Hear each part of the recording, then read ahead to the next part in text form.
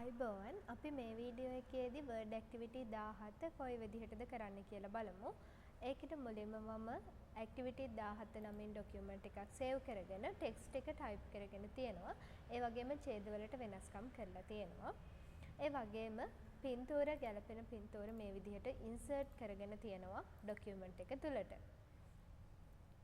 ඊළඟට අපි බලමු අනිකුත් වෙනස්කම් කොයි විදිහටද කරන්න කියලා. මුලින්ම මාතෘකාව සිලෙක්ට් කරලා ෆොන්ට් සයිස් එක වැඩි කරනවා. සෙන්ටර් කරනවා.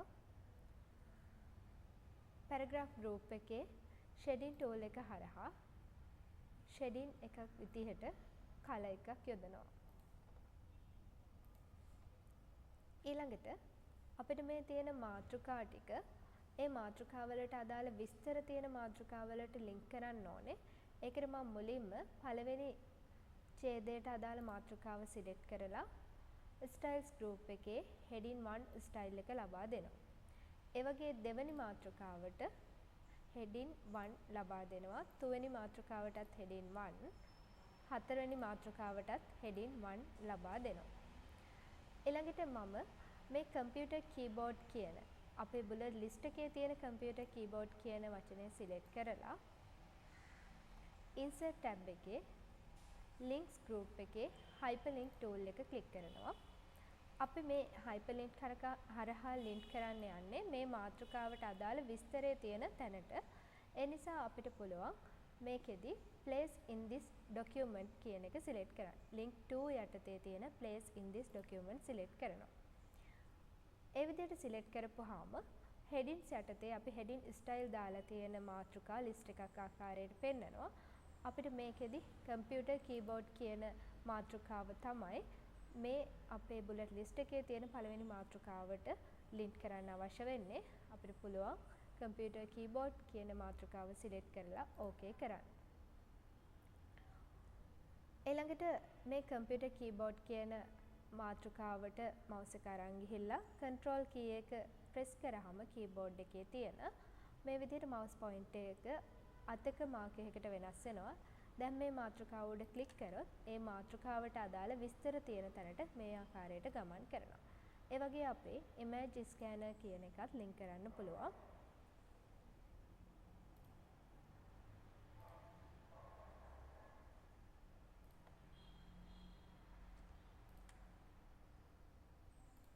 ඒ වගේම microphone කියන එකත් link කරනවා.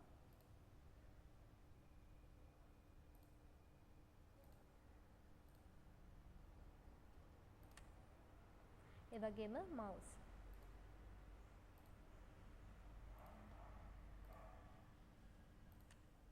මේ ආකාරයට අපේ ලිස්ට් එකේ තියෙන මාතෘකා ඒවට අදාළ විස්තර තියෙන තැනට ලින්ක් කරන්න පුළුවන්.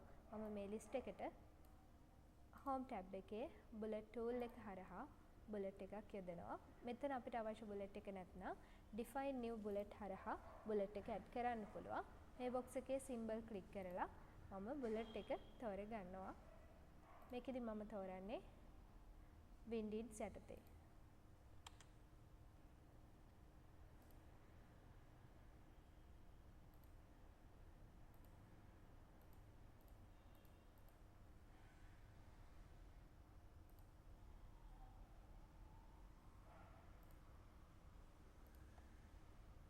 බුලට් එකට කලර් එක දාන්න පුළුවන්. බුලට් ලිස්ට් එකේ බුලට් එකක් උඩ ක්ලික් කරලා font color tool එක හරහා.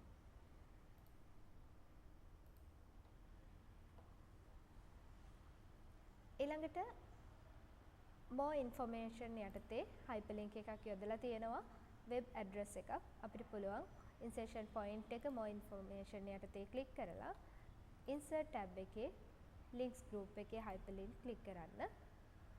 මේකෙදි link to යටතේ existing file or web page select කරන්න ඕනේ. ඊළඟට address යටතේ අදාළ web address එක type කරන්න ඕනේ.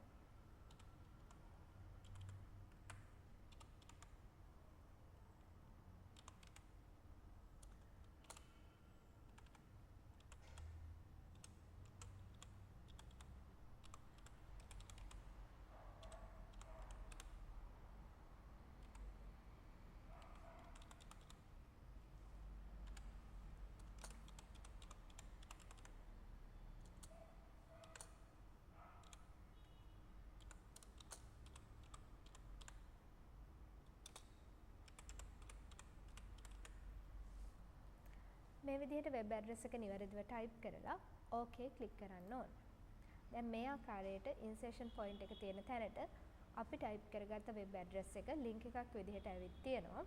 අපිට අන්තර්ජාලයට කම්පියුටර් එක කනෙක්ට් කරලා තියෙනවා නම් control key එකත් සමග මේ මාතෘකාව මේ ලින්ක් එක උඩ ක්ලික් කරලා ඒ වෙබ්සයිට් එකට ගමන් කිරීමේ හැකියාව තියෙනවා. ඊළඟට අපි මේ පැට්‍රිකල් එකේදී කරන්න ඕනේ මේ පින්තූරය ඡේද සමග පින්තූරයට ගැලපෙන ඡේද අවසානයේට ලින්ක් කරන්න ඕනේ. ඒකට මුලින්ම cross reference හරහා තමයි අපි ලින්ක් කරන්නේ. ඒකට මුලින්ම අපි පින්තූරයට caption යොදා ගන්න අවශ්‍ය වෙනවා. මම පළවෙනි පින්තූරය select කරලා references tab එකේ captions group එකේ insert caption click කරනවා.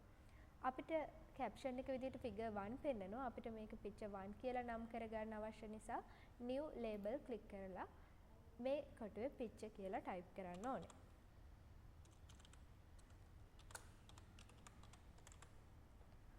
ඕකේ ක්ලික් කරාම මේ විදිහට caption එක picture 1 විදිහට වෙනස් වෙලා තියෙනවා. ඊළඟට නැවතත් මේ box එක ඕකේ කරාම පින්තූරයේ picture 1 විදිහට caption එක ඇවිත් තියෙනවා. ඒ වගේම දෙවෙනි පින්තූරය select කරලා insert caption tool එක උඩ click කරලා ඕකේ ක්ලික් කරාම ඒ පින්තූරයේ picture 1 විදිහට caption එක ඇවිල්ලා කලින් පින්තූරයේ picture 2 විදිහට caption එක ඇවිත් තියෙනවා. ඒ ආකාරයට තුන්වෙනි පින්තූරයටත් insert caption හරහා caption එක යොදා ගන්න පුළුවන්. ඒ වගේම හතරවෙනි පින්තූරයටත් caption එක යොදා ගන්නවා. ඊළඟට අපිට කරන්න අවශ්‍ය වෙන්නේ කම්පියුටර් කීබෝඩ් යටතේ ඡේදයේ අවසානයේට මේකට අදාළ පින්තූරය ලින්ක් කරන්න.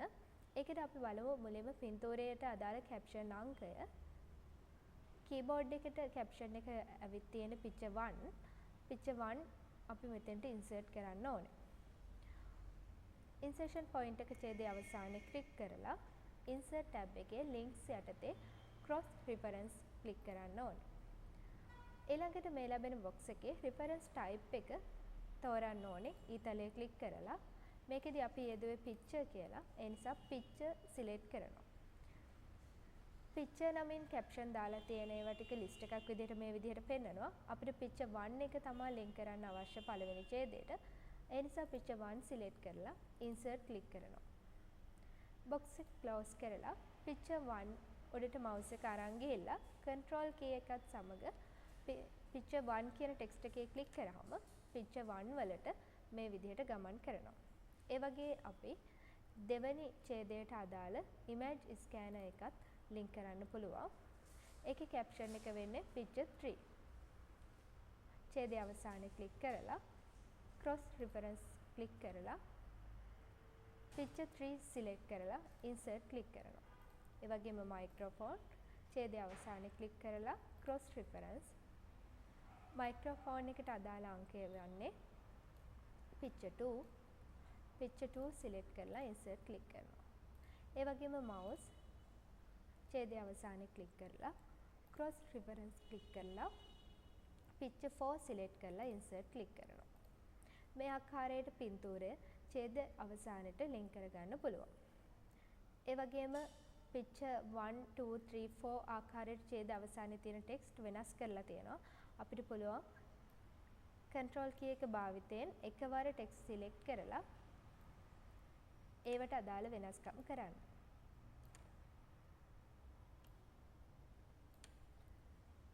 font color එක වෙනස් කරලා තියෙනවා. ඒ වගේම italic කරලා underline එකක් යොදලා තියෙනවා. ඊළඟට අපි මේ activity එකේදී මේ microphone යටතේ තියෙන ඡේදයේ රතු පාටින් පෙන්නලා තියෙන hardware කියන වචනය bookmark එකක් දාන්න අවශ්‍ය වෙනවා. ඒකට අපිට පුළුවන් insert tab එකේ links යටතේ bookmark tool එක උඩ click කරන්න. ඊළඟට අපිට bookmark name එක ලබා දෙන්න පුළුවන්. මුලින්ම මේ hardware කියන වචනේ select කරලා ඉන්න ඕනේ. ඊළඟට bookmark tool එක click කරන්න ඕනේ. bookmark name එක හැටියට නමක් ලබා දෙන්න පුළුවන්. මම hardware කියන වචනයම ලබා දෙනවා.